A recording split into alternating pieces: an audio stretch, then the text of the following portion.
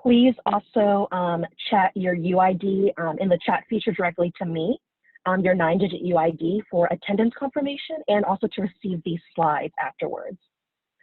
So again, please chat your 9-digit UID to me in the chat feature, Trisha Hongchardi, for attendance confirmation and also to receive these slides after the presentation. Give you all a few minutes to do that. We'll also have a reminder again at the end of the session to do this in case you forget or you joined late or you aren't able to do it right now.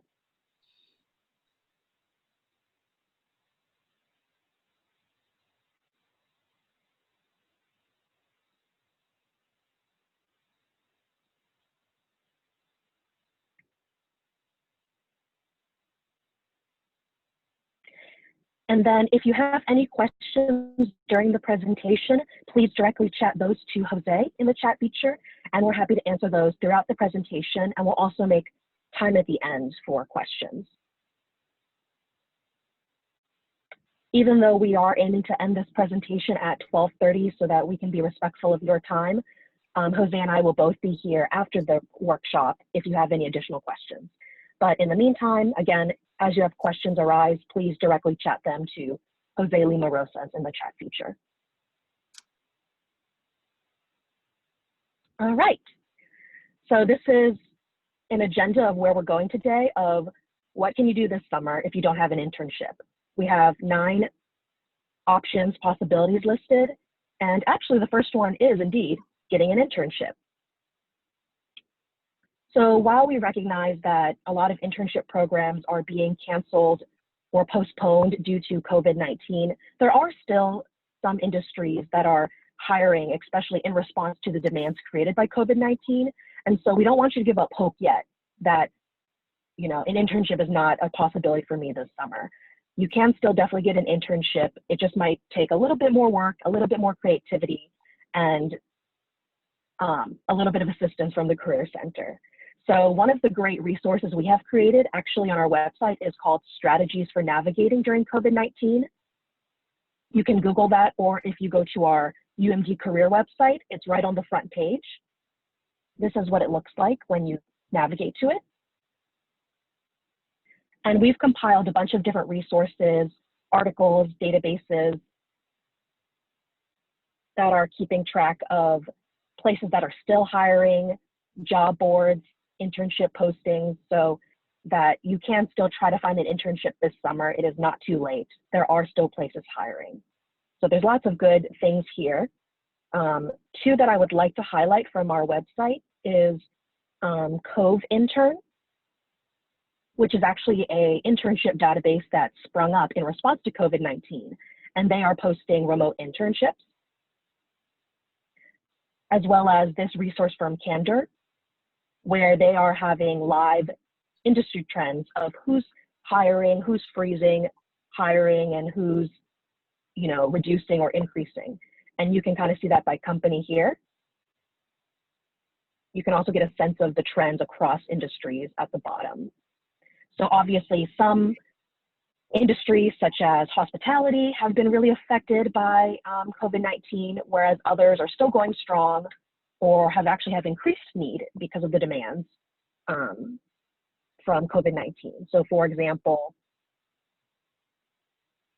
financial services, tech, healthcare, medical devices, things like that. So these are just 2 good resources I wanted to point out. And if I can jump in just really quickly. Yeah, absolutely.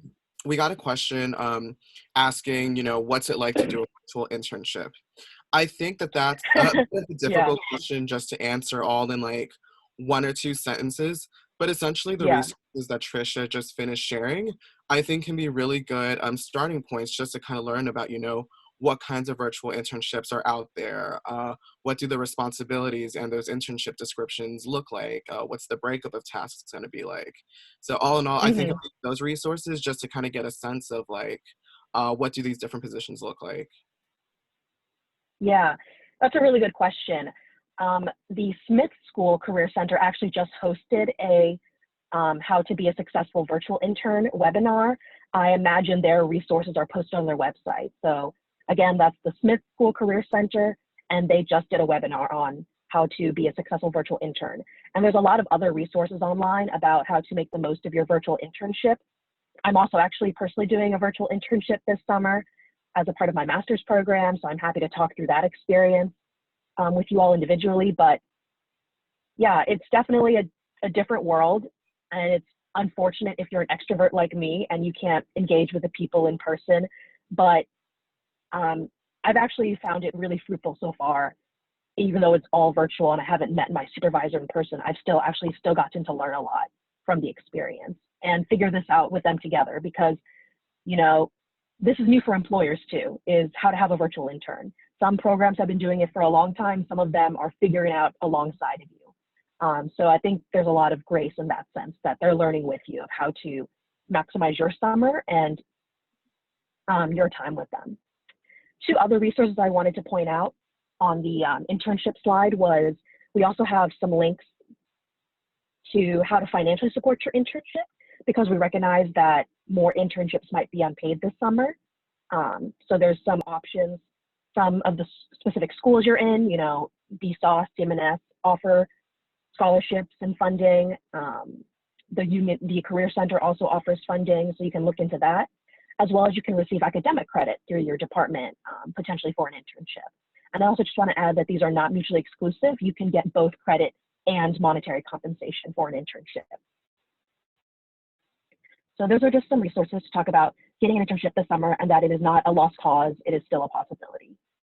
So that is still one way you can spend your summer. In addition to an internship, you could also do volunteering.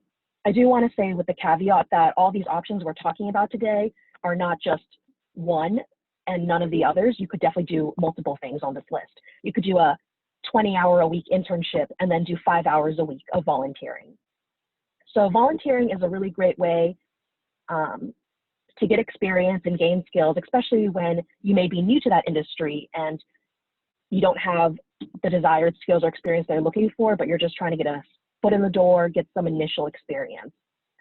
So a really good website is Idealist, which is similar to Indeed.com, except it's specific to nonprofits and social causes. So that's a really good place to look for both full-time jobs, internships, and also just general volunteering opportunities. Especially right now in COVID-19, a lot of nonprofits are definitely in need of assistance. And so you might be able to offer some of your skills up.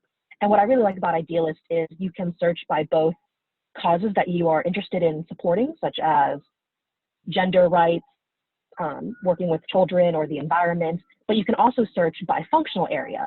So there's things such as grant writing, accounting, social media marketing. So a lot of different areas that you could use your skills in and also assist in. Idealist also has a great link, an article to virtual volunteering. So there are actually some organizations that already have virtual volunteering programs set up. So they're already familiar with this. And then also you can get creative yourself in how you decide to virtually volunteer. For example, I have an old classmate from high school who works as an engineer, and he posted to his Facebook, hey, I recognize that a lot of parents are homeschooling right now, and I'm an engineer, so I'm really happy to, you know, be a science tutor to your kids. He wasn't charging, he just wanted to offer his knowledge to parents that might need that help. So you can also get creative about volunteering and creating your own opportunities. Are there organizations in your area that you really care about, that you would love to support? What skills do you have? Could you be their social media rep? Could you offer your tutoring services, depending on what your major is? You know, if you are multilingual, and you might be able to offer, you know, language tutoring or assistance. So you can also get creative with how you can help organizations as well as develop experience and skills. And then lastly, for volunteering, you could also think about fundraising. You know, I think we've seen a lot of GoFundMes pop up to help different organizations and small businesses. So you can also think about if that's a way that you want to give back to the community. Because fundraising in itself develops skills, right? You have to market that and manage the funds, and that's a logistical process in itself. So I will pass the mic to Jose. All right, thanks so much, Trisha. So now we're going to talk about a couple of resources that we could take advantage of just to kind of, learn some new skills, beef up our resumes a little bit. And the first resource that I want to go ahead and talk about is something that you have free access to as a UMD student, which is LinkedIn Learning. LinkedIn Learning is an online library of instructional videos that essentially covers skills ranging from software skills to creative skills and even things like business skills. So essentially, when you go ahead and access LinkedIn Learning, you're going to go ahead and use your UMD email and password, and that'll redirect you to the lovely cast screen that I'm sure you're probably familiar with by now. And by accessing LinkedIn Learning, you have access to a bunch of different classes that can help you cover things that maybe in classes you wish you had covered a little bit more, or if you maybe just want to get a head start on some skills that you are interested in and think that you might not be able to get to until a couple of semesters from now, you can always go ahead and get a jump start on that. So just a couple of examples of classes that are available on there. I logged on just last night, and three that I saw were, Introduction to Graphic Design, Building a Business Strategy, and Python for Data Science. So you can see that those are all pretty different from one another. So you can go ahead and explore things that are related to those, things that exist in between those, and things that also exist outside. So that can be a really useful way for developing new skills. Trisha, would you be okay with just going ahead and kind of showing what the screen would look like? Right.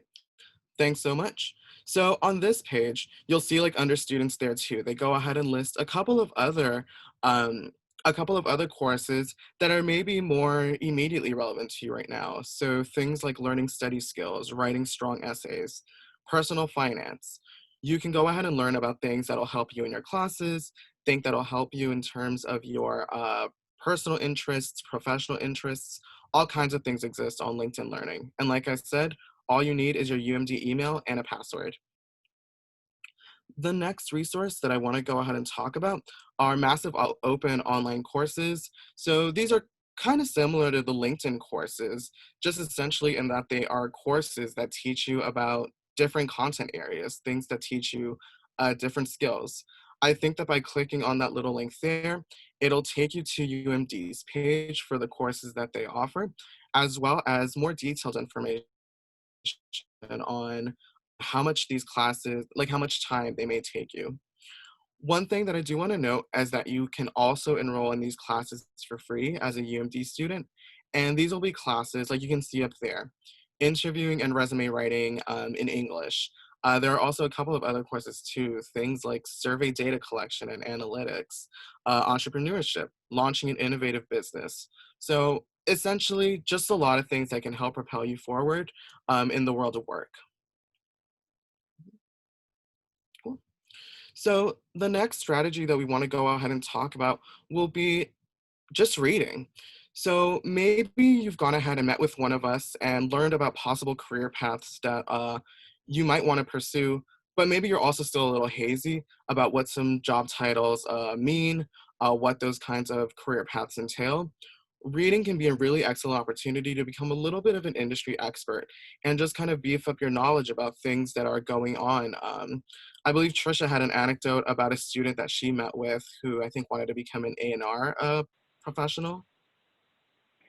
Yeah, so for those who don't know, A&R is arts and repertoire. So essentially this student was interested in becoming like an agent for musicians or artists in the entertainment industry, which I thought was super cool.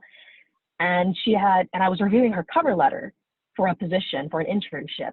And in the cover letter, she wrote about how she had been reading a book called The History of the Business of Hip Hop in her free time to gain, industry knowledge. And I thought that was super cool. So, you know, definitely take advantage, to the last point that Jose is going to make, like take advantage of our library resources. You have tons of access to full books, and if your attention span is not as good as it used to be, like mine is, since articles as well, have access to lots of articles. I know that for me in the higher ed field, we read the Chronicle of Higher Ed a lot, and I don't have a membership. I use the UMD subscription. So definitely could also spend the summer brushing up on content in terms of industry knowledge, functional areas, things like that. Mhm. Yep, I echo everything that Trisha just said about the library. I think that it can be a great place just to access newspapers, journals. Um, you most likely have access to the ones that you need through the library. I'm a psychology grad student, and I know for me, sometimes I'll need to go ahead and look into a journal, or I'll need help with statistics. I sure don't have the money for accessing all these journal articles. I like free, and luckily I'm able to get that through the library. So if you like free, chances are that what you need is most likely available either through the library itself, or you can go ahead and request it from a library. I believe that at the moment they are holding off on physical material, but I know that I used it just a couple of days ago and I was able to request a bunch of ebooks on a bunch of different topics. So that's still available to you right now. Right. So the next thing that we're going to go ahead and talk about is just using this time to prep for a test.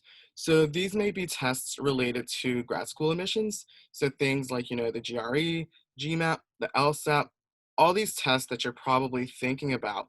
This might be the time to go ahead and either self-study for it, group study for it, or sign up for a class. I had to take the GRE for my grad program, and I know that it was helpful for me to take advantage both of Kaplan or Magoosh. If you're someone who maybe consider themselves, a little tech savvy, have a bit of an online presence, I know that sometimes there are circles on things like, academic Twitter who are sharing resources to like free classes, free materials as well.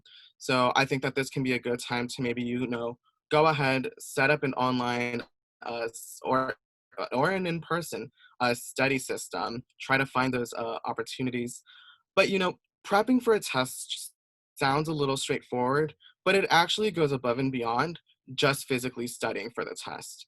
So you can use this beginning time in the summer as a time to plan out your overall test strategy. So this may encompass questions like, when will you study for these tests? Do you have the prep materials that you need for this test? Have you gone ahead and already scheduled out your exam, thought about when that's going to happen? And then do you know what schools require what exams? I know that when I was going ahead and applying for grad schools, taking the tests, I was just kind of going with the flow, taking it when it was most convenient, but not really thinking about, do I have to take any other exams for this other school that I may be interested in? What happens if I need to retake the exam? Did I maybe take it too late? So I would just say, speaking from experience, I would really use this time to flesh out, not only how much are you going to study, but how are you going to go about studying and taking advantage of the summer as much as possible.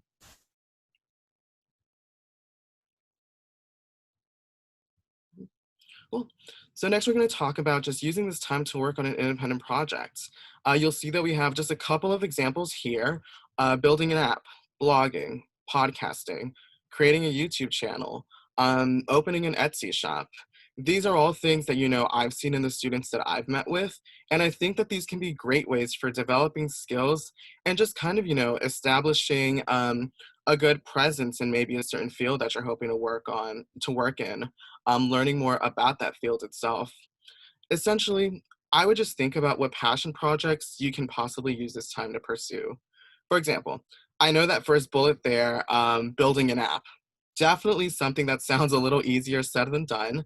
But I think that this can be a good time for, just going back a couple of slides when we were talking about like LinkedIn Learning. If you want to flush out a couple of languages, and maybe I am speaking a little bit more to maybe like computer science and info science students right now, but if you want to go ahead and freshen up on a certain language, learn a new one, this might be a good time to go ahead and use those resources so that you can build an app. But also for things like blogging and podcasting, things that a lot of people are doing right now, they teach you a lot of things about, managing a blog and a podcast, a lot of skills that go into like the literal creation of that. But at the same time, you are also rounding yourself out because you are learning about the content for whatever your blog or your podcast is about. So, if you're interested in music and you maybe start like a music review blog or a music review podcast, not only are you developing and honing those skills that go into actually maintaining that, but you're also probably learning a lot about music itself, the music industry, musical critique. So you're knocking out a ton of birds with just one stone.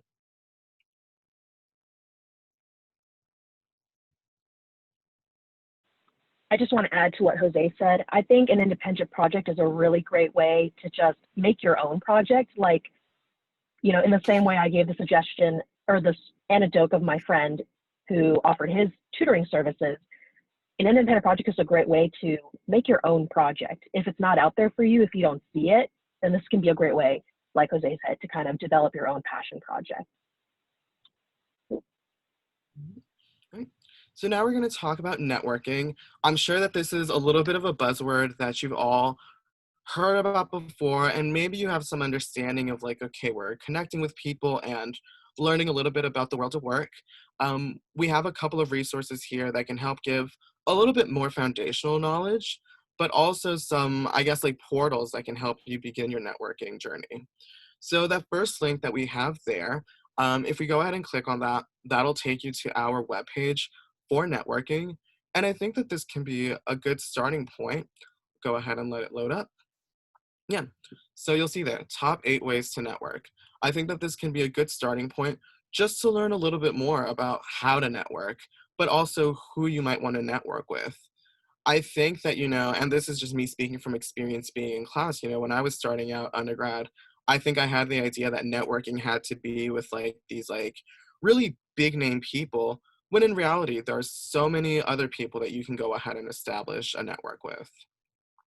The way that you might go ahead and find these people are possibly through LinkedIn. So I'm sure that by now most of you are familiar with LinkedIn.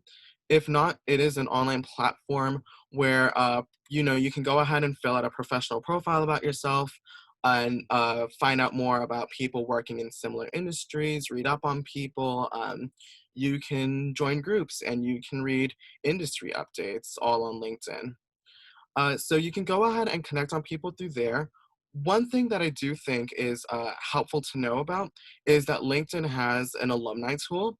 So if you access UMD's like school page, and then you click on alumni, which will be a little tab on the left of that, it'll bring up UMD alumni, and you can go ahead and filter them through, where they live, what undergrad major they majored in. You can also go ahead and filter through a bunch of other things, but really just kind of using that to seek out people who maybe share similar interests, or who, kind of maybe if you're thinking about geography too, who live in a place where you ideally would like to live. And I see that Trisha's kind of logging into her LinkedIn. Are you going to show kind of what I'm talking about?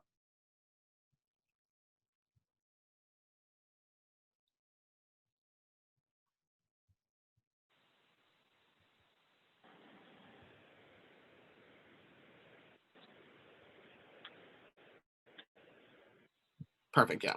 So you can see on screen, Trisha's kind of just walking you through what this alumni tool looks like.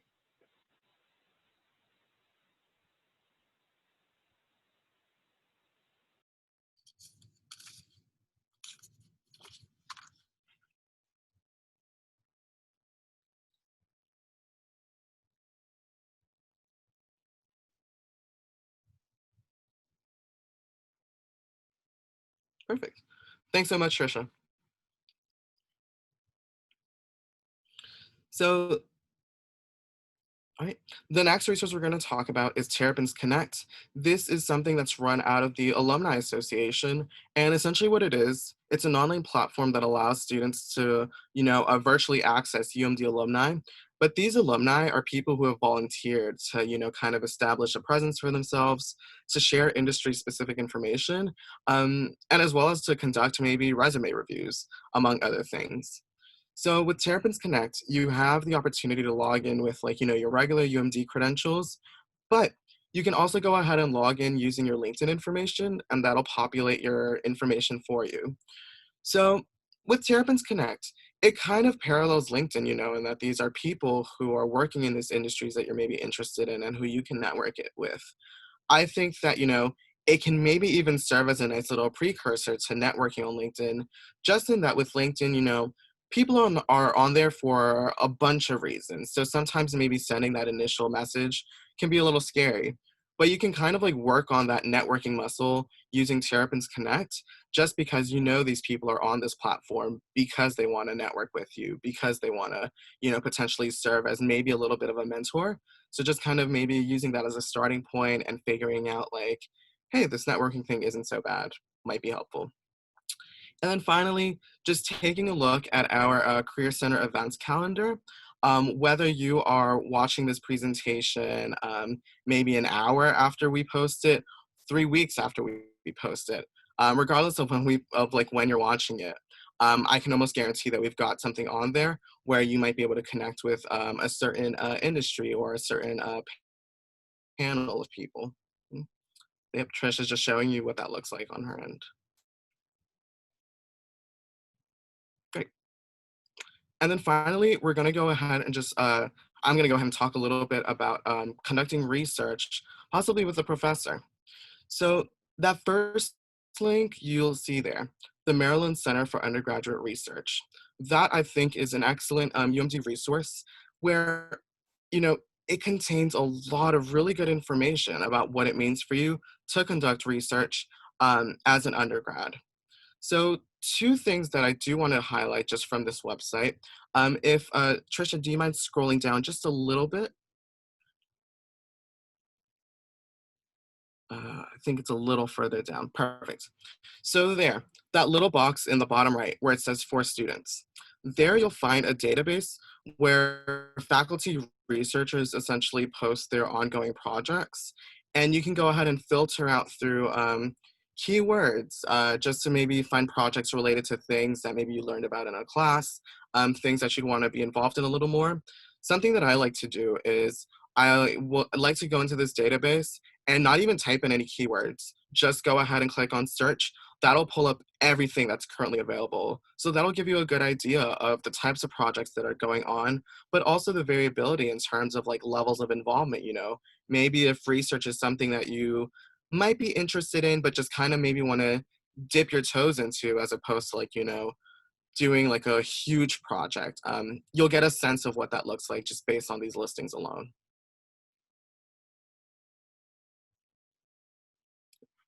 Yep. Other strategies that we would go ahead and recommend, contact your professors directly. If you are, you know, if you've taken a class with a professor who you really enjoy and, you know, they've maybe talked about their own research, they've talked about, you know, their own academic background, just shooting them an email, asking about their ongoing projects and if they're looking for help, I think can be a really fruitful way of getting that experience. Research also tends to be really interdisciplinary, so rarely is research ever going to be contained within your own department. You know, my department is psychology, but we're doing research with people sometimes over in criminology, sometimes people over in family science, people in the school, in the College of Education. So there, you might just contact professors in related departments and schools, and most likely they're going to be open to that. You can also consider looking outside of UMD, maybe through using departmental blogs. I know that, you know, like I did my undergrad here at Maryland as well. And for the psychology department, they had a departmental blog where they were posting opportunities for research, not only within the department, but also outside bodies. So they would occasionally get requests, you know, from maybe Kennedy Krieger, NIH, um, asking for people to work on research projects with them. So that can also be a really good way to learn a little bit more about how to get involved in research. I just got a question asking if the research postings aren't restricted to just fall and spring semesters. They should not be restricted to just the fall and spring semesters would be my best guess. You know, I know that I've done research and I know others have done research in the winter and in the summer as well. I just got a question. Can the professors we try to connect with be from courses we never had? Yes. I mean, I think as long as you have a good reason why you're reaching out to that professor, like again, if you went to their website or you saw that they're doing research that is interesting to you, then it's perfectly fine to cold email the professor and let them know that, hey, I see you're doing some work that's really interesting. This is my background. You know, I'd love to help you out if possible. So yeah, it's perfectly fine to reach out to professors that you know as well as professors you don't know, as long as you explain why you're reaching out to them.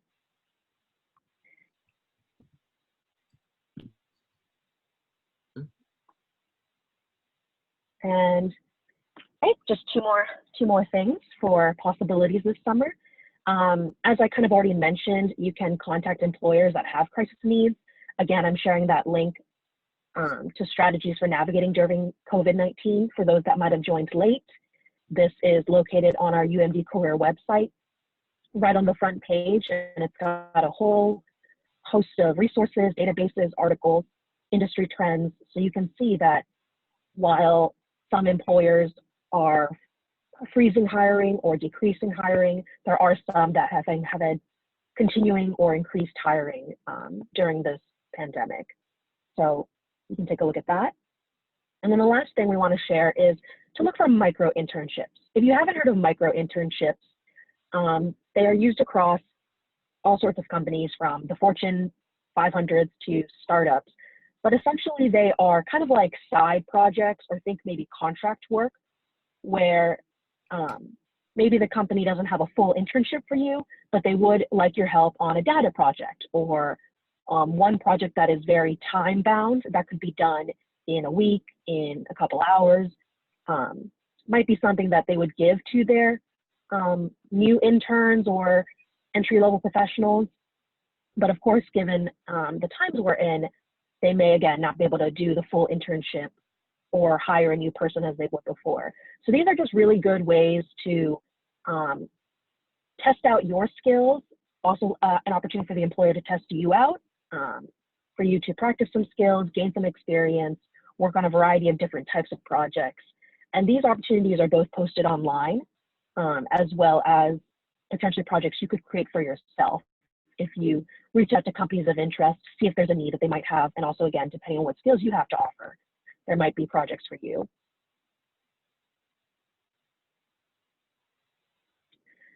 So we've gone through, I believe, 9 possibilities for this summer. And again, you don't have to just do one, you could do multiple things. So at this point, I would like to share a quick poll about what will you do this summer? After all that you've heard, what are some things that maybe you thought about doing that you would still like to try to do? Or if you've learned something new today, we would just love to get a sense in the room of what you might think you might do this summer. So the poll should be live now, and you can do multiple choice. So anything that applies.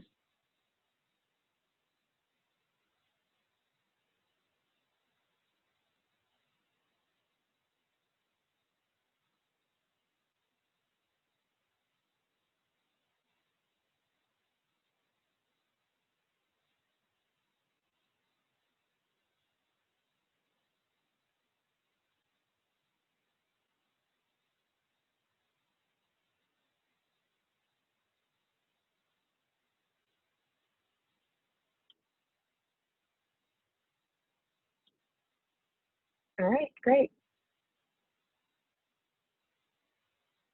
So I'm going to share the results, and it looks like a lot of you are interested in learning a skill this summer, which is great. Also a reminder that you can put those skills on your resume. You can, note that you took a course, you maybe might have gotten a certification even, depending on what you're doing. So that is something that you can put on your resume, is online courses and trainings. Great, it looks like everything got a vote, so everything was of interest to somebody, so that's good. So we hope that this was helpful to you to get an idea of how you might spend your summer. And also we also just want to acknowledge that against this message of productivity over the summer, we recognize that we are in a pandemic and that people might be struggling or tired or zoomed out, fatigued. And so do also not feel like you have to be as productive as you might be in other summers. If all you do this summer is, study for the GRE, that is enough. If you volunteer 5 hours a week and that's it, that is enough. So we also want to recognize that while you have a lot of options and you could very well have a full productive summer, we also recognize that your capacity may not look like it used to. So hopefully there's something on this list for everyone to get as engaged as you want and to commit as much time as you are able. Did you want to add anything, Jose? Oh, you're on mute. No, I think you said it best, just be kind to yourself this summer. If you do just even one thing, I think that that's enough as well. So echoing that sentiment 100%. I know some of you might be taking summer classes, and that will be a feat in itself. So again, if you came late, please chat your UID directly to me, Trisha Hongchardy, in the chat, your 9-digit UID. That will be for our attendance confirmation purposes, as well as to receive these slides following the presentation. So just give you all an opportunity to do that again. Chat your UID to me to receive the slides. And then if you have any questions, please directly chat them to Jose at this time.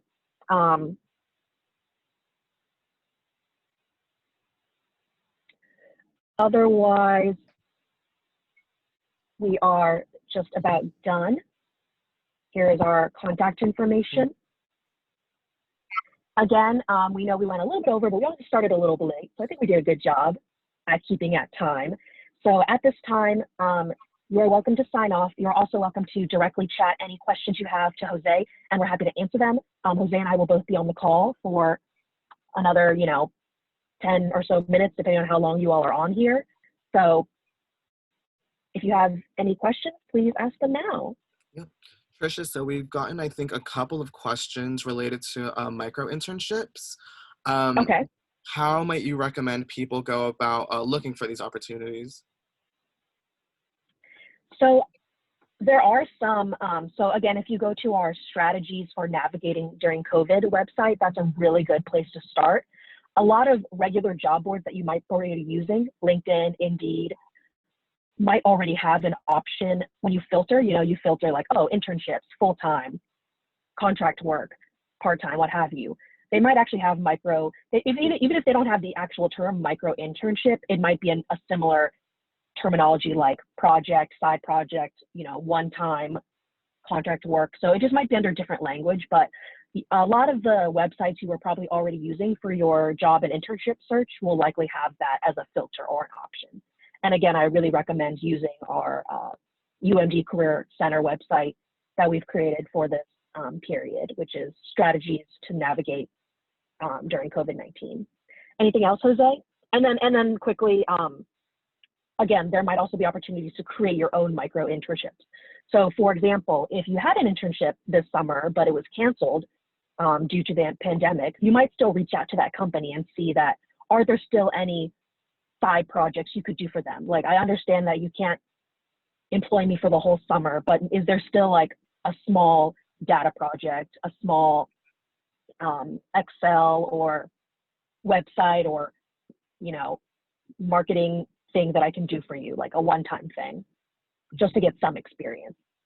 Yeah. Anything else, Jose? Not with regard to that question. We did get another question done. I'm wondering if you have any thoughts about this. So given the restrictions on, social distancing and campus access, what thoughts do we have on conducting research with a professor? It seems like reaching out to some professors kind of yields the same answer to like reach out later in the summer when things start to open. I guess the thoughts that I have about that are, well, one, I think that with research, it is maybe just taking everything that's going on into account, like going on right now into account. I do think that it might end up being a little bit of a numbers game, and that you might have to send out like a couple more of those emails as well. So I would say, continue reaching out. But also, I think using the Maryland Center for Undergraduate Research database might also be a bit of a fruitful supplement to that strategy, just in that, these are people who are posting opportunities because they're looking for someone. So I'd imagine that the people you get into contact with might be more receptive, like given that they have indicated like needing assistance from someone. Yeah. I would also say a lot of the research nowadays might be more laptop research. It might not be going into a lab or, conducting field research. It might be doing more desktop research. So also thinking about those opportunities. Another thing I wanted to recommend is, for all of you that are from the area, that think tanks are huge in DC. Think tanks are kind of governmental adjacent research institutes. Some examples include Center for American Progress, Brookings Institution, Pew Research Center. So that's also another place you could look at research, is those kind of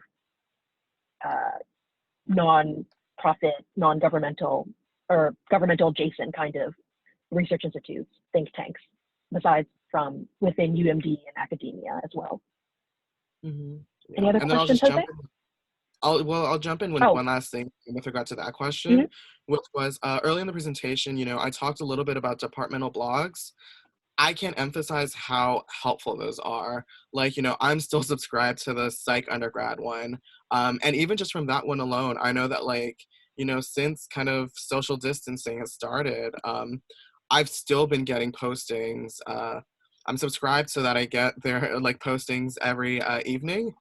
I've still been getting some, maybe every other day, just asking, for research assistance. New research projects are coming up.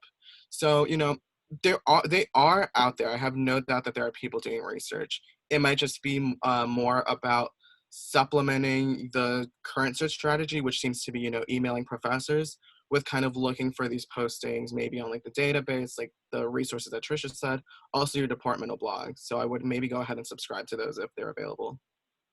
And if they're not available for your specific major, maybe just even looking at the college itself and seeing what mailing lists they have. Yep. And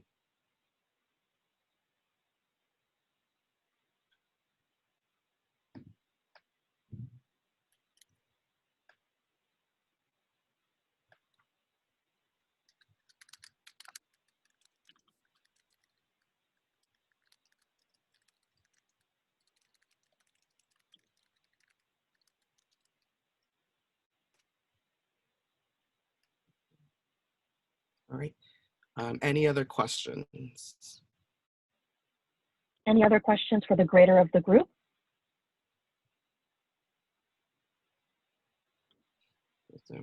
I did go ahead and get one question. I think it might be just a little bit more specific about kind of merging particular interests. Yeah, we can wait until the end for that if that person wants to just stay on the call.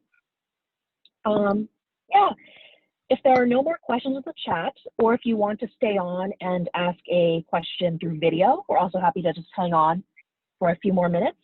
Otherwise, again, thank you all for joining. Again, we'll be here for more questions. We will send the slides out as long as you've shared your 9-digit UID with us. And then this workshop was recorded, so we will be posting that recording hopefully in a few days with captions on our YouTube channel as well as on our career website. Thank you all again for joining.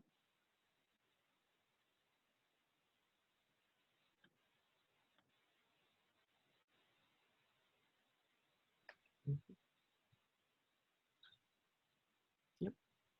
All right. So just one last little question that trickled in. So for specific resume reviews, that's something that we can absolutely go ahead and help you out with. If you access Careers for Terps through our website, you can go ahead and schedule an individual appointment with Trisha or I or another staff member. We can go ahead and work on that. I think that might also be more of an appropriate place to talk a little bit more through the nuances of how to combine certain fields with one another. So I know I got a question about kind of, I think it was psychology and dietetics. I would say that the next step might be to go ahead and just schedule a half-hour appointment with one of us so that we can really talk through what are your interests, where are you kind of hoping to go with that. I think it require more of a conversation than we can possibly put on in this space. Jose, do you want to go ahead and we'll both just stop recording now? Sure.